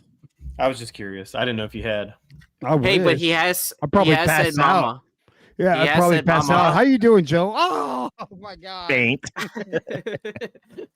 Listen, no, I mean, I've had my chance to go to shows or whatever, but I'm just like, I don't want to get there, wait in line, and then all right, guys, I'll see you later. You know, right as I'm about to get my shit signed, you know. The bottom line That's is it. we're all fans of J. Scott Campbell. He is one of the goats in the game. He's got he's been on a string of covers that are just fucking tens, including this one. But pulling that shit at San Diego was not cool. It did not look good. And, you know, I hope that maybe that changes next year. So we'll see. I just can't believe these books are selling for $100, and there's other bangers that he's done from like 2015, 2016 that like I would much rather spend $100 on than something brand new. Like, you know what I mean? Yep. Yeah. So I mean, that's You're just giving my out too much take. cornbread, Joe. You're giving out too much cornbread.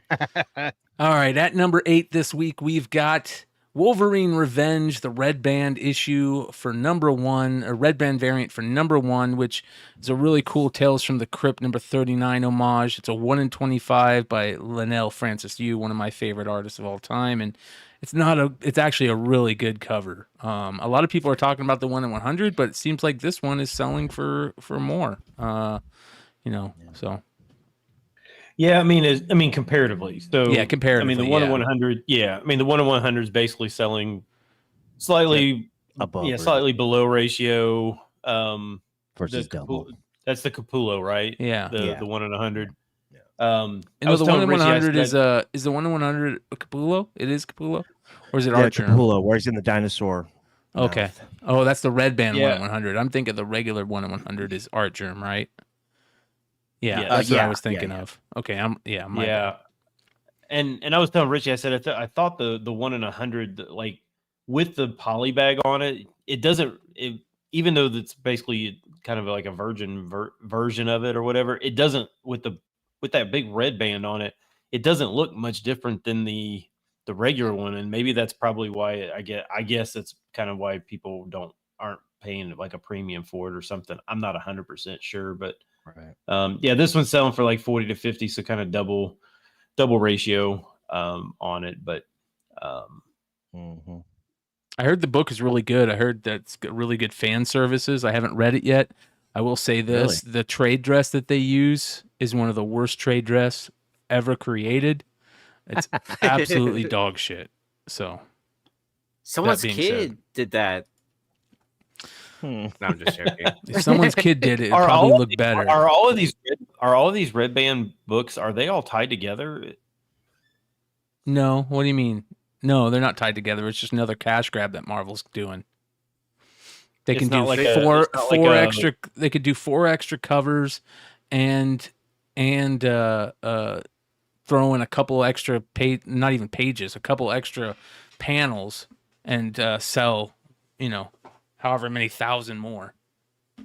They're just throwing shit at the wall to see if there's an adult market to read like bloody books. Awesome. I Yeah. love that. Yep.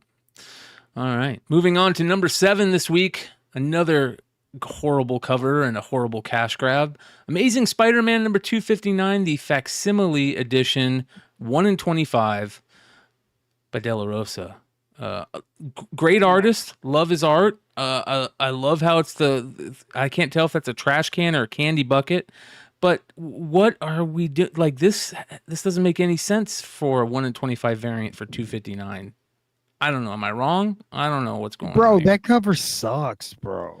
Yeah. And Yeah, Sam, I know Sam. He's like my homeboy, dude. But this is trash, dude. Yeah. Yeah. Well, since you know him, why don't you ask him why Spider-Man's teabagging a trash can? Dude, I don't want to piss him off, dude. I don't understand what's going on here. You're like I only have so many comic friend artists. Like I can't lose them all. Yeah. Yeah. Is that what that is? A trash can? I thought it was a trick or treat bucket. That's what I thought too. It looks like a trick or treat bucket to me. Yeah. Have him do a I big see. old remark and fix it, right? Hey, can you fix it? A turd coming out of his Just butt. do a whole big Oh, remark bro. on it. That would be amazing, dude. Oh, Nice do to it. have a turd remark. yeah. Let's do it. Ooh, what was it? What was that blow book a few weeks ago? The Yeah. the poop Oh, man or whatever. Yeah. Yeah. Yeah, his butt Um, muscles do look odd, Brandon. I agree. Those are some weird gluteus what, maximus. dude, what is he doing, dude? Like, bro, it's Spider-Man. Draw him in the fucking city, dude. Swinging from buildings. What the fuck is this? but what does dude? this have to do with 259? That's what I'm Yes, saying. dude. Yeah, Like, what are you doing, man? maybe that's the issue where he takes off the black suit and puts on the red suit for the again. I don't know. Man, like, he goes, watch. I'll never get a job again. Watch this. Yeah. Watch how I draw this guy. Hey, if you kind of back up a little bit, the Spider-Man or the black suit on the on the bucket or whatever, it kind of looks like a Russian cosmonaut or a like Bolshevik guy with a big old hat. Like he looks like he's Yeah. I don't know what's going on there, but can you see it now? No, I Yeah, only with the saw the beard- face. with the I only saw the beard, face bro. the entire time. I didn't realize that was the black Bro, suit. it's a hidden message, bro. I thought it was like some Russian dude or whatever, or like fucking Hercules. Like that's who I thought it was. And then I was like, what are you all talking about? Black suit? I don't see any black suit on this cover. Dude, I'm like, what are you doing? What's your like? That's supposed to be a trash can? Oh, I thought it was someone's face this entire time. I was like, kind of 40 like, to what's 50 Hercules bucks. doing on this cover? $40 to $50 people are paying for this. Brian, that is so bad, dude. Yeah.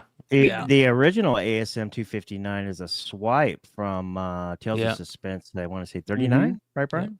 Yep. Something like that. Yep. Good lord. So This is fun. Oh wait, Next- this is a 1 in 25 as well. on top of yeah, that? Yeah. second Yeah. facsimile 1 in 25. Yeah. Yeah. Moving Okay, on so to is the number actual 6. Facsimile the real cover then? Yes.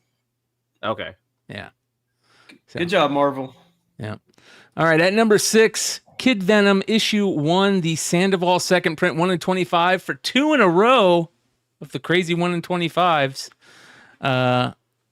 Listen, I love this character. I love the design. I think that he's got a lot of great covers. This one's not that good, and they should have made that John Tyler Christopher second print the 1 in 25 because it's a much better cover. You don't like this? I thought this was Gaga. cool. I thought it was Gaga. good.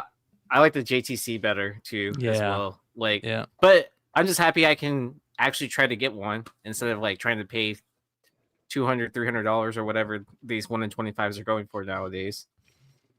Yep. Or was it going for like 150? This one? No, this one's going for like 50. Yeah. That's 50 going for bucks. 50. Okay, so at least these prices are driving down again. Like on these second prints, so, you know, like it seemed like almost Bro. any second print that was releasing was going for 150. You know who 200 this bucks. looks like? This looks like a venomized Corella DeVille, right? Yeah, That's kind who of. this looks like. This don't look like a Kid Venom. It's a cool Yeah. looking character, dude. I like the design of the character. I think it's a too. cool idea.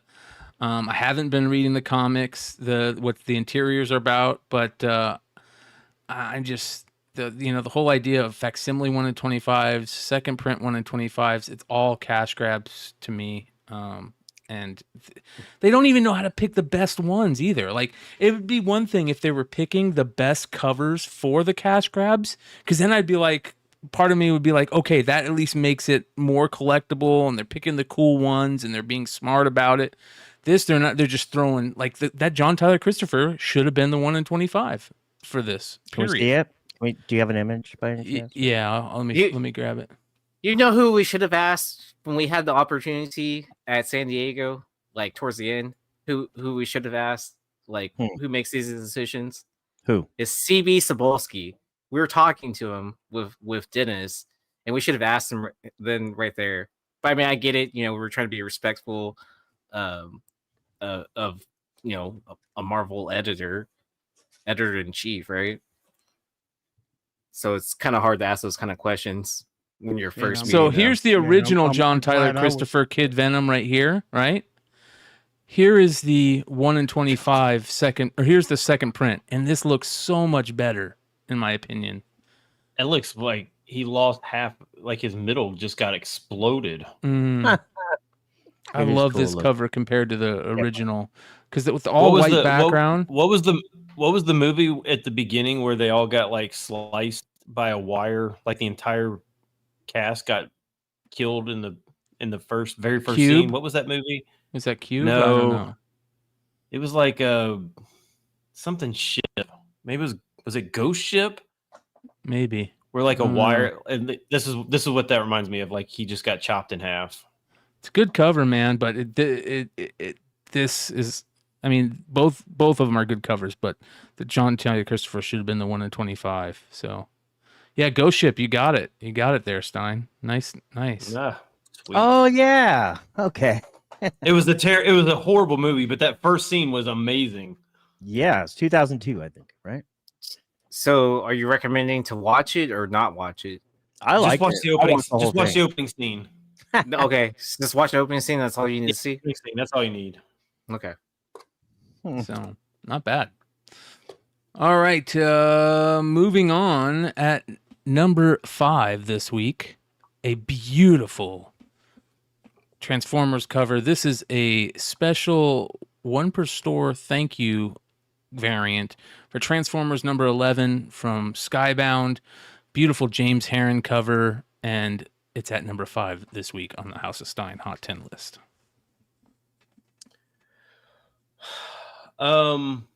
This one's selling for a lot for basically 1 per store. Now, is this an actual 1 per store? You know Or what? is You this- might be right. It might not be a 1 per store. They're just calling it a thank you variant, but in my head, I always think those thank you variants are 1 per store, but it could be wrong. Yeah. Well, it depends on who Image is being distributed by. Is it both like Random House and Diamond, or Lunar and another one? I don't know. There are store owners in the chat. Let us know if this is 1 per store. All you store owners. Left says to qualify, you had to order 1 copy. Matt DeVoe says Image's thank you covers are not 1 per store. Thank you, DeVoe. And Leftovers is saying yes, both. So okay, so then it's like if you order from one of each, right? So, in other words, there's probably a truckload of these out there, right? Who knows? But for At selling least for 4,000. what it's selling for, you would think that there wasn't a truckload of them. Yeah, I mean, most of these 1 per store are usually, $25, $30. This one's 80, and it seems now it is a really cool looking cover, but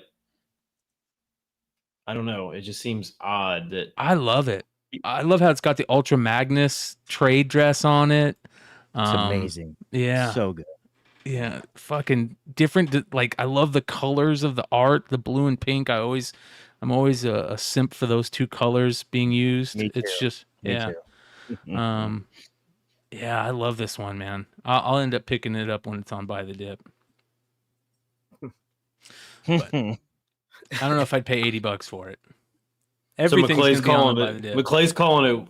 What's the over under on Buy the Dip for this one? Oh, 3 months. I would 4 months. say raw. I would say probably about 60.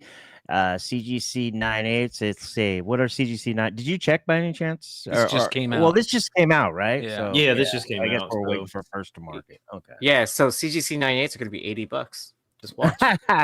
No, those are probably. I'm not even joking. 400. Like, look, no, I mean, look at any of those books that like have this kind of pop, like right off the bat, right? And then as soon as like you get first to market CGC 98s, it Mhm. goes for what the all-time high was for Raw at that point. Yeah. Okay. Like it did it for that. What was it? That 1 in 25 Thor decapitated head red band cover. The same Yep. thing happened. Like they were selling for like what 250, whatever, 300 something, like raw. And then by the time the market got 9/8, they were selling for that same price. Wow. So you could have. Good eye, Yeah. man. I never realized those numbers. Good for Yeah. you. Hell yeah. That was weird. So we'll see what happens when it gets that first to market. With a CGC 98, because I need this cover. There we go. All right. At number 4 this week, Daredevil number 11, first appearance of Muse with the new trailers coming out for Daredevil Born Again. Here we go. We see Muse in the trailer, and now his book first appearance is back on the Hot 10. This has been a book that's been on the Hot 10 and off the Hot 10 many times. And here it is at number 4 this week. Yeah, this cover is so crazy, and this thing had really dropped. I mean, it was way down. Then like last week, it was like 30 to 40-ish, which was up because I think this thing dropped to below $20 at one point raw.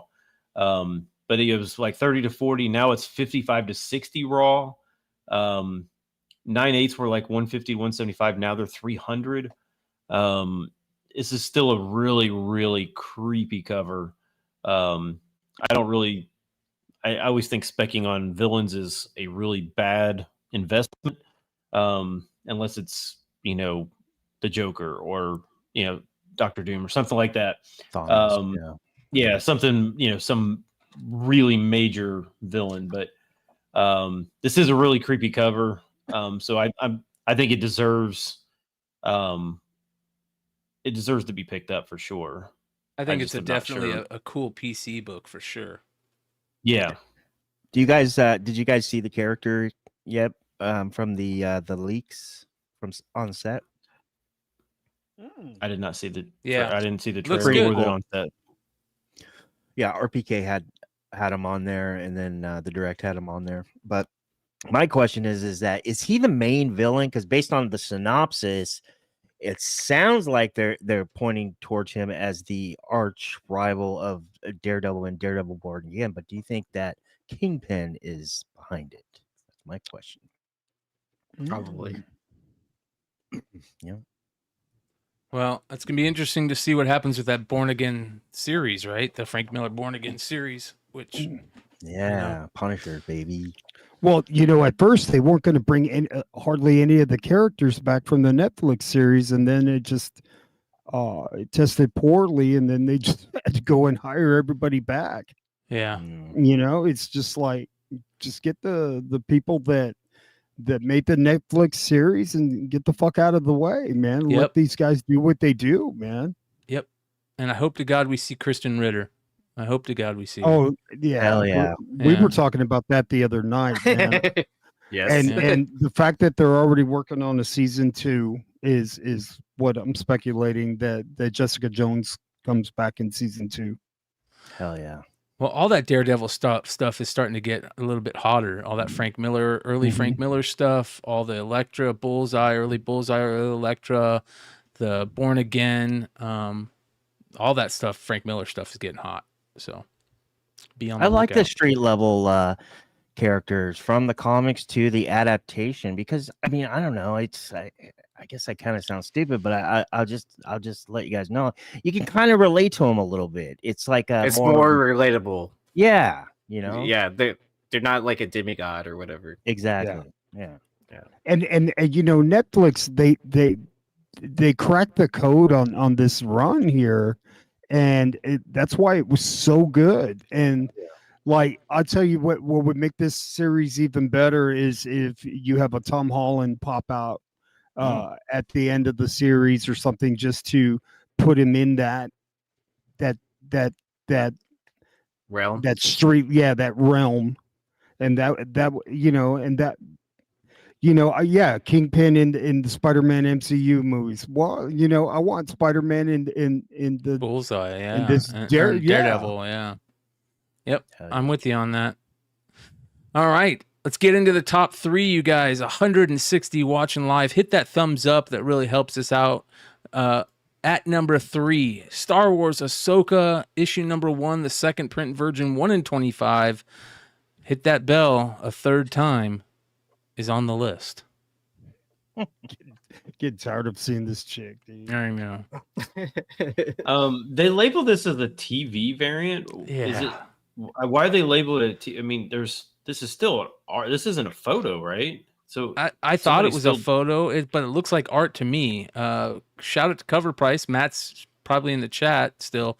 I don't know why they label it a TV variant. He might know better than all of us, but yeah, it's not a photo. It's art.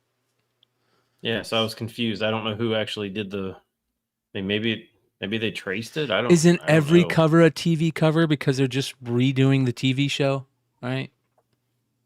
It's because her makeup's like the TV show instead of like the cartoon. Well, it's Rosie Dawson, right?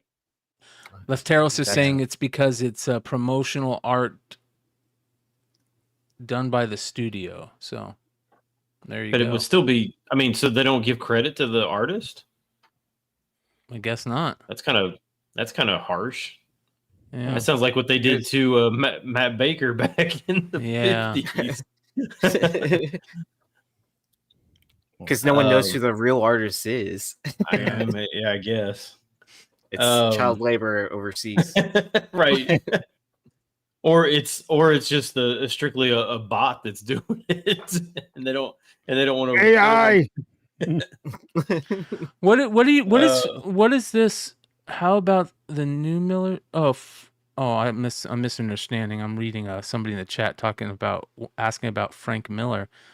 Frank Miller did all those Daredevil stuff, right? I mean, I don't understand. That's everybody knows that. Anyway, sorry.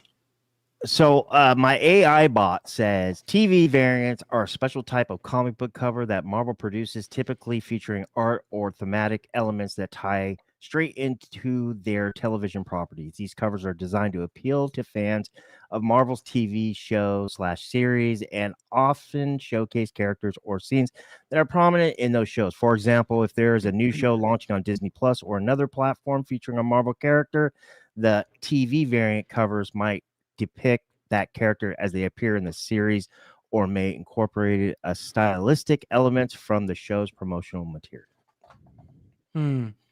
And like Left was saying, these variant covers are often released as part of a promotional strategy to cross-market between different media platforms and to draw in fans who enjoy Marvel's TV adaptations from Star Wars to the MCU. Wow. That's awesome. Nice. There we go. Good job, Left. All right. And how much is this one selling for again? $75. Not bad. It'll be down tomorrow. All right. At number 2 this week, an oldie but goodie. Something is killing the children, or as our friend Mighty Mel V says, something is killing the kids. Number 1 is back on the list at number 2 this week. Yeah, I know a lot of people had been, I would say probably over the last 6 months, had started dumping these, thinking they basically were pretty much done. 9/8 of these had fallen all the way down to like $500 to $600. This was $1,000 book for a long time. But basically it dropped all the way down to like $500-600. And I'm guessing something happened here within the last week or so that I don't know. Tinian flew overseas to Europe to discuss the production of Something That's Killing the Children, and there's pictures of the script in hand. Yep. And you see like Boom talking about it, and obviously James Tinian talking about it, and then all kinds of other people just I guess like people like me generally excited. And sadly, I only have one copy left of the issue 1 first print cover A. Wow. Yeah. I mean, I think at one point in time I had 5 or something like that. I've never owned this book. I had Same the with me. Frozen, but I've never owned this one. Not the A cover. Yeah. I've never owned it either. But shout out to Mel, because I bought copies whenever he dropped the link from Midtown when they were like $20 or $30. There you go. Shout out to Philip Sabick and Ross Ritchie, who are on to new and better things, but a major win for Boom Studios this book was and still is. And King of the Golden State, I'm still reading. Yes. Well, if there's a big star they cast like Anna Taylor-Joy or Chloe, whatever her fucking face is. Yeah. If it's a name that people recognize, that could see her as the character, then this book could go nuclear. There you go. But it is back up to 800 plus in 9/8. So if you did hold on to your copy, you did get some of it back by holding rather than dumping. So I don't know. I mean, I'd probably cut my losses at this point. I mean, it might get back up to 1,000. it may not. And if it doesn't, I then think you're we right would have back. already had something if that writer's strike didn't eat up half of a year, you know? Totally. Right? I think that a lot of stuff got delayed at least 6 months just because of the writer's strike. And that's not even talking about like fucking COVID, man, you know? So No. I think we're starting to catch up, but man, it's a crawl versus a run right now. So we'll get there, you know, and hopefully they've had plenty of time to work on a good screenplay. So hopefully it's good. It still seems Yeah. like a tough sell to a general audience. Man, I there like the would be story. a lot of hype on this, man. I mean, I like- like the story. I mean, I like the story, but like, I mean, think the title. I think that title alone is gonna yeah, turn I people mean, away. Yeah, yeah. I turn mean, like people you away just from have to it, like dude. you have to kind of just think, okay, well, we like it because we like comics and we like to read sometimes some really way out there stuff like concepts and stuff like that. But the general public would probably look at this and be like, Well, no, I'll What? take that back. I'll take that back because of how popular we saw Stranger Things get. but So, again, the title of Stranger Things just sounds like, and that was basically the whole Stranger Things was like sold as to get people to hook, the hook of it was, hey, this is like set in the 80s, and okay, cool, we're gonna do this. You title this, I mean, I feel like they're gonna have to change the title. what if like, they just it's wrote not- out like sick, like the SIK? Yeah, TC. something. Just make it the because acronym, it just- right? Yeah, it just feels like this is a show that people would be like, I'm not watching some kids get killed. Like that's depressing.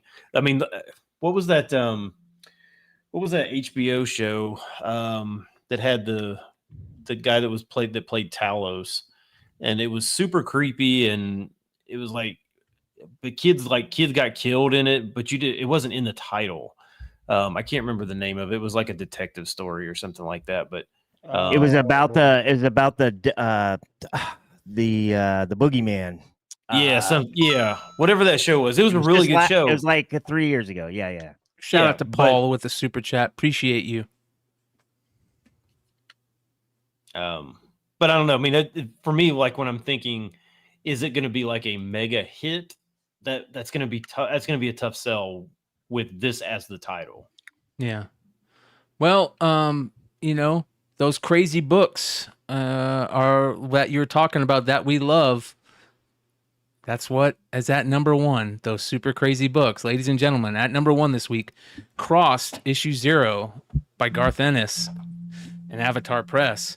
If you guys don't know about Crossed is a dark and intense comic series set in the world devastated by a brutal epidemic. The disease causes its victims to become violently insane, driven by primal urges and a complete loss of empathy. As society collapses, the survivors struggle to navigate a landscape filled with ruthless, deranged individuals. The story follows a group of survivors as they attempt to find safety and reclaim some semblance of humanity amidst the chaos and savagery that has taken over. The series is known for its graphic content and explores themes of morality, survival, and the breakdown of civilization. And it has just been optioned, and it is on fire, as this book is saying $60 plus in the secondary market. It was a $10 book at the beginning of the month. So, do you read this, Brian, or have you read this? yeah, I checked out the first when it first started coming out, because when people back then were talking about how crazy this book was, I had to check it out for sure. And it is fucking nuts, man. It's Walking Dead on steroids. You know what I mean? Like, Really? Oh yeah, Oh my dude. God, It I is. can't wait to read it. Garth Ennis I think Garth Ennis just goes like, how crazy can I get? And I'm such a fan of his. Like, he's one of my, he's up there with Morrison, and he's just amazing. But he has some wicked things in his head, man. And this book is going crazy. And here's the crazy thing about all this. So, there's a bunch of different series for Cross. They did like 5 different spin-off series, and we talked about the Crossed plus 100 last show, I believe, in the Almost 10 with those PCH variants that they put out. And people are now starting to go crazy for this. As a matter of fact, a sale of $200 for issue 0, the regular cover, which is this one, and the foil variant of this sold for $200 for just these 2 issues raw. So shout out again to Paul for the $10 super chat. He says, "Love you, fellas. We love you too, brother. Thank you so much."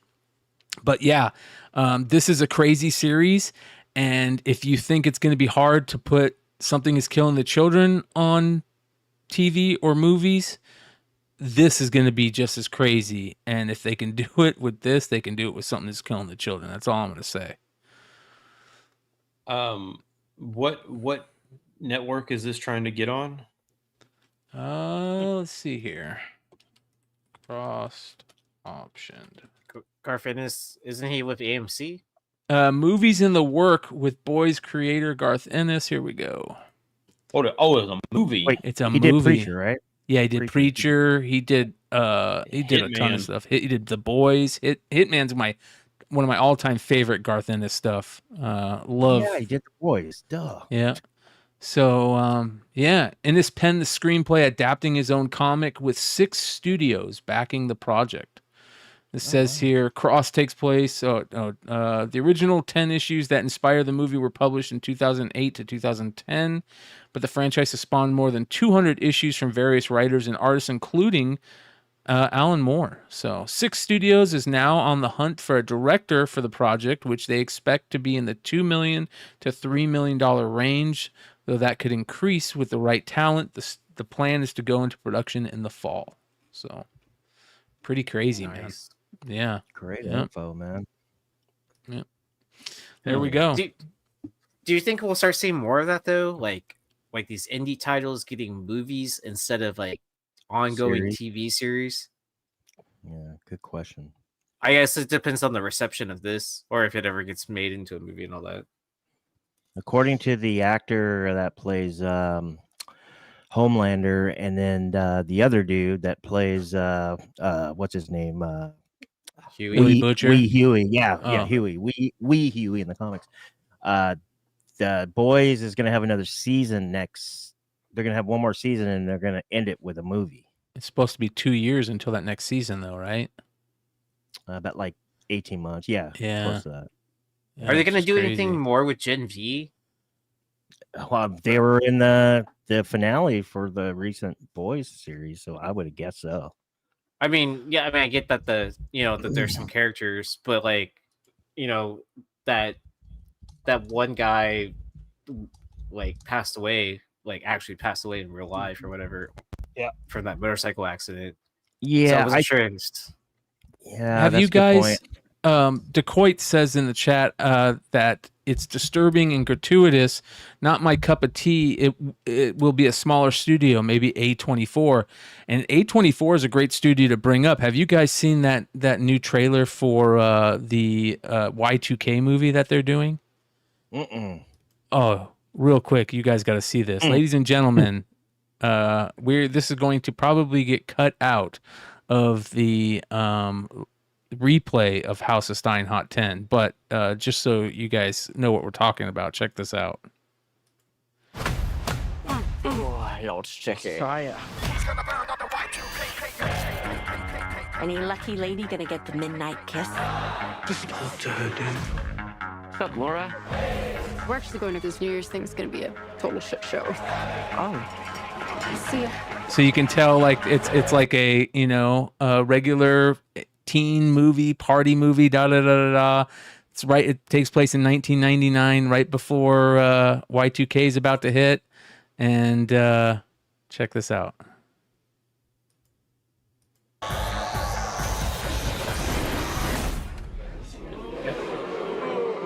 Y2K is real.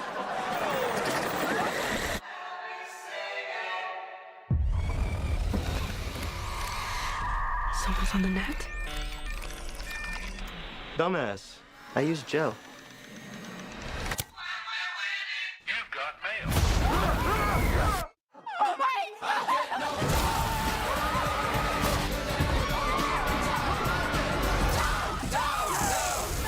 Oh, shit. A Tamagotchi just drilled through a chick's head. Come on, we gotta go. And of course, Jonah Hill is involved, and it's nothing but nostalgia. So, I mean, a perfect example would be this type of thing going to A24, and I could see A24 doing cool things with stuff, properties like this. So, who knows? Very interesting, that's for sure. So, shout out to Paul for the $2 super chat saying, everybody hit that like button for our boys. Thank you so much, Paul. 162 watching live till the end. That is one of the best ways that you guys can support us at the channel, is to subscribe and hit that like button. We will be back next week with the list, of course, every Friday here on the House of Stein Hot 10. Tomorrow night, come hang out with us on Beyond Wednesdays for Modern Comic Mayhem. We're going to have a lot of fun on that show. And then Sunday, I'll be having another massive Whatnot sale. So come hang out with me and get great deals on Whatnot Sunday night. So much love to everybody doing that. You guys got anything else coming up? Just Monday, or not Monday, but Tuesday by the dip with a very, very special guest, our boy Mickey from Swaggle House Comics, and hopefully Red Hood can make it. There we go. That's what I'm talking about, baby. All right. Ladies and gentlemen, thank you for joining us this week. I'm going to let these guys go, and I'm going to run through the quick 10 for everybody that's impatient on the replay. Adios, you guys. See ya. See ya.